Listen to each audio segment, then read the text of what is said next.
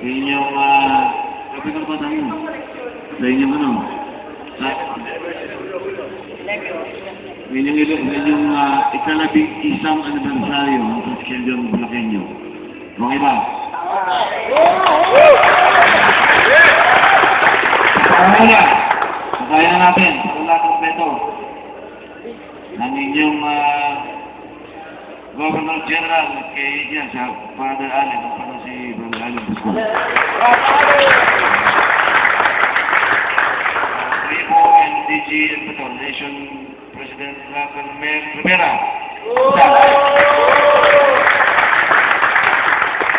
Executive Vice Governor General Brad Gary.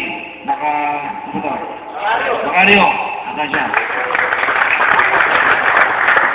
Vice Governor General Brad Plenty Santos.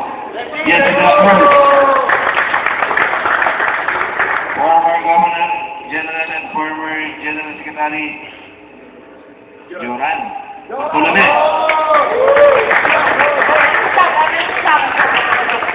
Guwapo.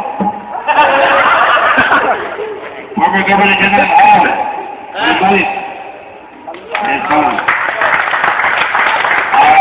Chairman ng San Jose del Monte, Brother Keshi Grandadam.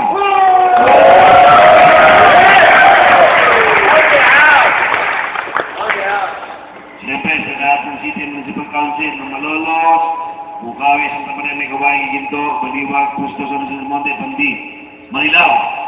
Palakpakan niya yung mga sarili.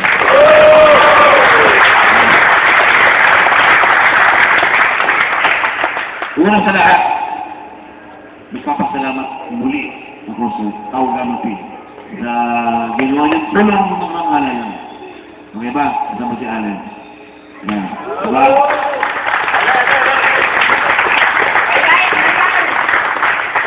Ikaw muna ni Allen na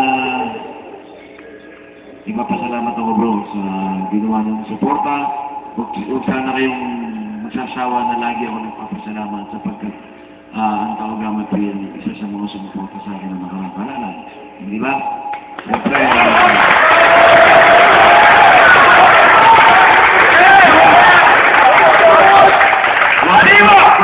Arriba! Siyempre, isa sa inyong mga pro si Jerome, palapakan niya yan.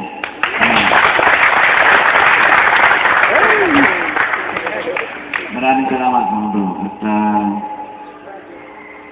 utang na loob ko sa inyo yung pagiging Vice Governor ko at nagtiwala rin sa amin ni Governor Willie. Salamat sa tiwala at hindi naman namin yun sinasayang yung pagkitiwala minigin sa amin. And actually, ginagawa namin ng paraan. Kanina nga nag-meeting kami at tutugunan natin lahat ng problema ng Bulacan at gagawin namin ng mga eskwelahan at ang ating mga kalsadang sira-sira, ipapayos namin. At siyempre sa ating kalusugan naman, nandun ang ating BMC, nilagyan na namin ng mga hemodialysis, susundan pa namin ng mga medical machineries doon. At ipinapagawa na namin ngayon yung mga tirahan ng mga nagbabantay doon sa BMC na hindi nakakalat doon sa gilid at sakali nakakalat sila. Nagbabantay doon sa mga kanikanan ng pasyente. Nandun natutulog sa koridor. Wala silang halos pinaliliguan. Meron na silang bathroom doon na ginagawa na rin. Yun ang mga pangunahin natin. At siyempre, isa pa yung kalusugan. Kalusugan, environment, yan, silikasan. Kasama namin kayo, mga Tawagama. So, tulong-tulong tayo. At siyempre, pagkapatupad ng mga batas. Wala na rito yung nakikita natin na no helmet, no ride. So, please supportahan.